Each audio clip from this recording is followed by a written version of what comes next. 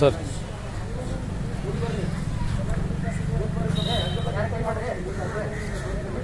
ವೀಕ್ಷಕರೇ, ನಿಮಗೆ ಗೊತ್ತಿರುವಂತೆ ನಿನ್ನೆಯಿಂದ ಕೂಡ ಒಂದು ರೀತಿಯಿಂದ ಟೆನ್ಷನ್ ಪರಿಸ್ಥಿತಿ ಅಂತ ಹೇಳ್ತಾರಲ್ಲ, ನವನಗರದಲ್ಲಿ ಯಾರೋ ಗುದ್ದಾಡ್ತಾರೆ, ಇಲ್ಲಿ ಜಗಳಾಡ್ತಾರೆ, ಮತ್ತು ಪೊಲೀಸರು ಕಾರ್ಯಾಂಗದವರು ಅಲ್ಲಿ ಕಾರ್ಯ ಮಾಡಲಿಲ್ಲ ಅಂತಂದರೆ ಈ ಏನಂತಾರಲ್ಲ ಲಾ ಆ್ಯಂಡ್ ಆರ್ಡರ್ ಮೇಂಟೈನ್ ಮಾಡೋದು ಯಾರು ಅಂತ ಪ್ರಶ್ನೆ ಬರ್ತದೆ. ಹಾಗೆ ಪೊಲೀಸರು ರೋಬೋಟ್ಗಳು ಅಲ್ಲ, ನಾವು ಹೇಳ್ತಾ ಇರೋದು ಪೊಲೀಸರು ಕೂಡ ಮನುಷ್ಯರೇ, ಒತ್ತಡದಲ್ಲೇ ಮುಂಚೆ ಕೆಲಸ ಮಾಡ್ತಾ ಇರ್ತಾರೆ.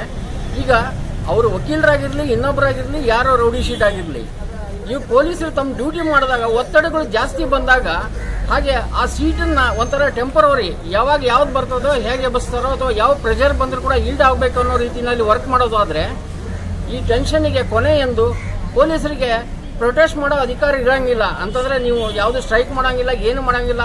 ಮೂಲಭೂತ ಏನಂತಾರಲ್ಲ, ಮೂಲವಾದ ಅವರ ಅಧಿಕಾರನ ಕಿತ್ಕೊಂಡಾಗ ನ್ಯಾಯ ಯಾರನ್ನ ಕೇಳಬೇಕಂದಾಗ ನಾವು ಹಾಗೆ ಅವ್ರು ಕರೆಯೋದೇ, ನಾವು ಈ ಕಡೆ ನಾವು ನವನಗರಕ್ಕೆ ಬಂದಾಗ ಅವರು ರೋಲ್ ಕಾಲ್ನಲ್ಲಿ ನಮಗೆ ಕಾಣ್ತಾ ಇತ್ತು, ಒಂದು ಪ್ರೊಟೆಸ್ಟ್ ಕಾಣ್ತಾ ಇತ್ತು. ಅಂದರೆ ಈ ನೀವು ಒತ್ತಡಕ್ಕೆ ಏನಾದರೂ ಮಣಿದು ಏನಾದರೂ ನೀವು ಅವ್ರನ್ನ ಟ್ರಾನ್ಸ್ಫರ್ ಮಾಡೋದು ಅಥವಾ ಆ್ಯಕ್ಷನ್ ತೊಗೊಳೋದಾದರೆ ನಮ್ಮನ್ನೆಲ್ಲ ಟ್ರಾನ್ಸ್ಫರ್ ಮಾಡಿಬಿಡಿ ಅನ್ನೋ ಒಂದು ಲೆಕ್ಕದಲ್ಲಿ ಪೊಲೀಸರೆಲ್ಲ ಜಮಾ ಆಗಿದ್ದಾರೆ. ಅಂದರೆ ನಾವು ಹೇಗೆ ವರ್ಕ್ ಮಾಡಬೇಕು ಬೆಳಗ್ಗೆಯಿಂದ, ಅಂದರೆ ಇವತ್ತು ಒಂದು ದಿವಸ ನಾವು ಕೆಲಸ ಮಾಡೋದಾದರೆ ನಾವು ಕ್ಯಾಲೆಂಡರ್ನಲ್ಲಿ ಟಿಕ್ ಮಾಡ್ಕೋಬೇಕು, ಇವತ್ತು ನಾವು ಸುರಕ್ಷಿತವಾಗಿ ಕೆಲಸ ಮಾಡಿದ್ದೀವಿ ಅನ್ನೋ ಪರಿಸ್ಥಿತಿ ಬಂದಾಗ ಪೊಲೀಸರು ಯಾವ ರೀತಿಯಿಂದ ಕೆಲಸ ಮಾಡಬೇಕು ಅನ್ನೋದಕ್ಕೆ ಇಷ್ಟೊಂದು ಜನ ಸೇರ್ಕೊಂಡಿದ್ದಾರೆ.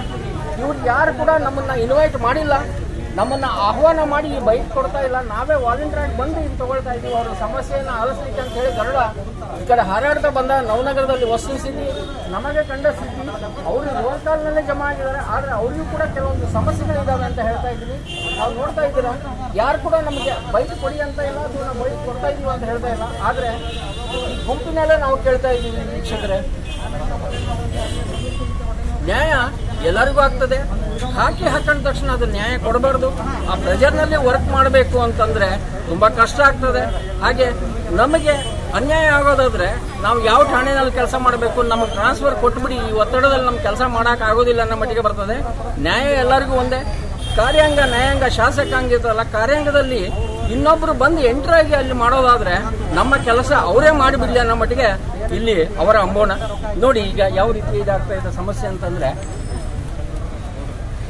ನಾಳೆ ಯಾರು ರೌಡಿಗಳನ್ನ ಪೊಲೀಸ್ ಹಿಡಿತಾರೆ ಅಂದ್ರೆ ನಮ್ಮ ತಲೆ ಮೇಲೆ ಬರ್ತದೆ ಅನ್ನೋದಾದ್ರೆ ಯಾರು ಕೆಲಸ ಮಾಡಕ್ಕೆ ಅಂತ ಒಪ್ತಾರೆ?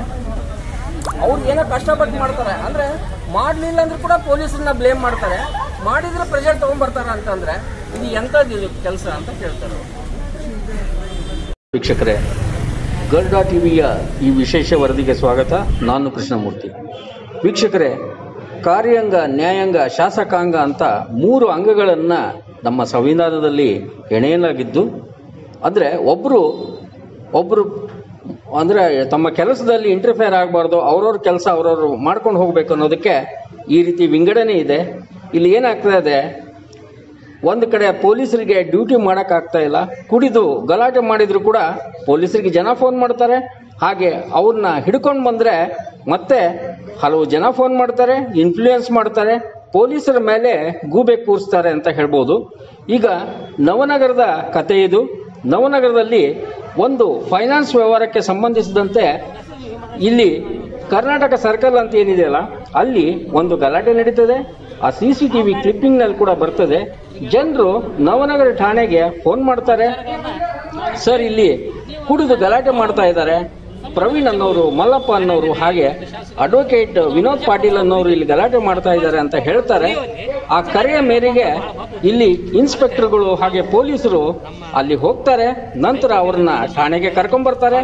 ಕರ್ಕೊಂಡು ಬಂದ್ಮೇಲೆ ಅವರ ಬಯಲಾಟ ಶುರು ಆಗ್ತದೆ. ಕುಡಿದು ಮತ್ತಿನಲ್ಲಿ ಠಾಣೆಯಲ್ಲೆಲ್ಲ ಓಡಾಡ್ತಾರೆ, ತಾವೇ ಒಳಗಡೆ ಬಾಗಿಲು ಹಾಕೊಂಡು ಕೂಡ್ತಾರೆ.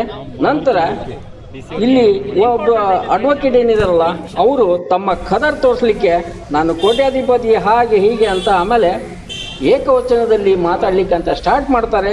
ಪೊಲೀಸರು ತಾಳ್ಮೆ ತಗೊಳ್ತಾರೆ. ಕಡೆಗೆ ಏನಾಗುತ್ತಂದ್ರೆ ಅವ್ರನ್ನ ಕಳಿಸ್ಬಿಡ್ತಾರೆ. ಈ ಕುಡಿದು ಮತ್ತಿನಲ್ಲಿ ಏನು ಮಾಡಬೇಕು ಅಂತ ಕಳಿಸಿದ ಮೇಲೆ ಸಾಕಷ್ಟು ಜನರ ಫೋನ್ಗಳು ಕೂಡ ಠಾಣೆಗೆ ಬರಕ್ಕೆ ಸ್ಟಾರ್ಟ್ ಮಾಡ್ತವೆ, ಪೊಲೀಸರಿಗೆ ಬರಕ್ಕೆ ಸ್ಟಾರ್ಟ್ ಮಾಡ್ತವೆ.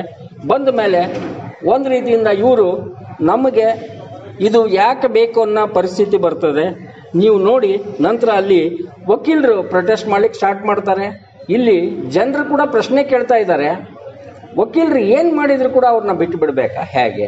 ಹಾಗೆ ಪೊಲೀಸರು, ಹಾಗೆ ವಕೀಲರು, ಇನ್ನೊಂದು ಶಾಸಕರು, ಇವು ಮೂರು ಅಂಗ ಇರುವಾಗ ಒಬ್ಬರು ತಪ್ಪು ಮಾಡಿದಾಗ ಒಬ್ಬರು ತಿದ್ದಿ ಬುದ್ಧಿ ಹೇಳಿ ಒಂದು ರೀತಿಯಿಂದ ನಡೀಬೇಕು ಅಂತ ಕೂಡ ಜನರು ಇಲ್ಲಿ ನವನಗರದಲ್ಲಿ ಮಾತಾಡ್ಕೊಳ್ತಾ ಇದ್ದಾರೆ. ನಿಜವಾಗ್ಲೂ ಈಗ ಬೆಳಿಗ್ಗೆ ನಾವು ನೋಡ್ತಾ ಇದ್ವಿ, ವಕೀಲರ ಸಂಘದಿಂದ ಒಂದು ಮನವಿನ ಕೊಡ್ಲಿಕ್ಕೆ ಅಂತ ಹೋದ್ರು, ನಂತರ ಪ್ರೊಟೆಸ್ಟ್ ಮಾಡಿದ್ರು. ಅವರಿಗೆ ಈಗ ಜಾಮೀನು ಸಿಕ್ಕಿದೆ ಅಂತ ಗೊತ್ತಾಗಿದೆ ವಕೀಲರಿಗೆ. ನಂತರ ಇಲ್ಲಿ ನಾವು ನಿಮಗೆ ಈಗ ಸ್ಪಾಟಿನ ಜಾಗ ನಿಮಗೆ ತೋರಿಸ್ತಾ ಇದ್ದೀವಿ ಎಲ್ಲಿ ಗಲಾಟೆ ನಡೆದಿತ್ತು ಅಂತ. ಇದು ಗಲಾಟೆ ನಡೆದ ಸ್ಥಳ ಏನಿದೆಯಲ್ಲ, ಕರ್ನಾಟಕ ಸರ್ಕಲ್ ಅಂತ ಹೇಳಿ. ಇಲ್ಲಿಂದ ಆದಮೇಲೆ ಈಗ ಹೇಗಾಗಿದೆ ಅಂತಂದರೆ, ಪ್ರತಿಯೊಂದು ಪೊಲೀಸರ ಮೇಲೆ ಗೂಬೆ ಕೂರಿಸೋದಾದರೆ ಪೊಲೀಸರು ಯಾವ ರೀತಿ ಡ್ಯೂಟಿ ಮಾಡಬೇಕು ಅಂತ ಹೇಳಿ ನಿಜವಾಗ್ಲೂ ಬೇಸರದಿಂದ ಠಾಣೆ ಮುಂದೆ ತಮ್ಮ ರೋಲ್ ಕಾಲ್ ಸಮಯದಲ್ಲಿ ಜಮಾ ಆದಾಗ ಗರುಡ ತನ್ನದೇ ರೀತಿಯಿಂದ ಗರುಡ ದೃಷ್ಟಿಯಿಂದ ಅದನ್ನು ರೆಕಾರ್ಡ್ ಮಾಡಿದೆ, ಸೆರೆ ಮಾಡಿದೆ. ಇಲ್ಲಿ ಒಂದು ಯೋಚನೆ ಮಾಡಬೇಕು ಅಂತಂದರೆ, ಯಾರು ನಮಗೆ ಅನ್ಯಾಯ ಆಗಿದೆ ಬನ್ನಿ ಅಂತ ಹೇಳ್ತಾ ಇಲ್ಲ. ಪೊಲೀಸರು ರೋಬೋಟ್ ಅಲ್ಲ ಅಂತ ಹೇಳ್ತೀನಿ, ಅವರು ಮನುಷ್ಯರೇ. ಖಾಕಿ ಒಳಗಡೆ ಅವ್ರಿಗೆ ಕೂಡ ಒಂದು ಹೃದಯ ಇರ್ತದೆ.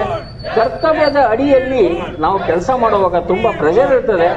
ನಮ್ಮ ಮೇಲೆ ಮತ್ತೆ ಒಂದು ರೀತಿಯಿಂದ ಶಿಸ್ತು ಕ್ರಮ, ಅದು ಇದು ಟ್ರಾನ್ಸ್ಫರ್ ಅಂತ ಹೇಳಿ ನಮ್ಮನ್ನು ನೀವು ಅಳ್ಳಾಡಿಸೋದಾದರೆ ನಾವು ಯಾವ ರೀತಿಯಿಂದ ವರ್ಕ್ ಮಾಡಬೇಕು? ಒಳ್ಳೆ ಠಾಣೆಯ ಅಧಿಕಾರಿಗಳನ್ನ ಈ ರೀತಿ ಟ್ರಾನ್ಸ್ಫರ್ ಮಾಡ್ತಾ ಹೋದರೆ ಇಲ್ಲಿ ಯಾರು ಕೆಲಸ ಮಾಡಬೇಕು ಸ್ವಾಮಿ ಅನ್ನೋ ರೀತಿಯಲ್ಲಿ ಇಲ್ಲಿ ಪೊಲೀಸರು ತಮ್ಮದೇ ಆದ ರೀತಿಯಲ್ಲಿ ನೋವನ್ನು ಹಂಚ್ಕೊಳ್ತಾ ಇದ್ದಾರೆ. ಅವರು ಯಾರು ನಮಗೆ ಕ್ಯಾಮ್ರಾ ಮುಂದೆ ಬರಲಿಲ್ಲ, ಆದರೆ ಅವರ ನೋವು, ಆ ಮೌನದ ಮಾತನ್ನು ನೀವೆಲ್ಲ ಅರ್ಥ ಮಾಡ್ಕೊಳ್ತೀರಿ ಅಂತ ಅನ್ನೋ ರೀತಿಯಲ್ಲಿ ಈ ಒಂದು ಇಂದಿನ ಎಪಿಸೋಡ್ ಇದು.